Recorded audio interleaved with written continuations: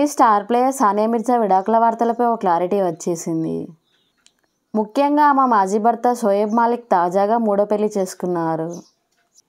అయితే ఆయన పెళ్లి చేసుకున్న ముద్దుగుమ్మకు ఇది రెండో పెళ్లి.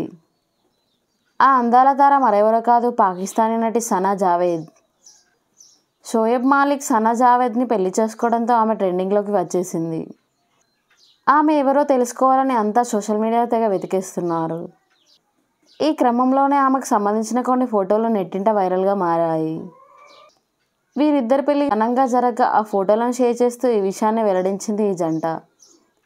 సనా జావేద్ పాకిస్తాన్లో అనేక సీరియల్స్లో నటించి మెప్పించింది.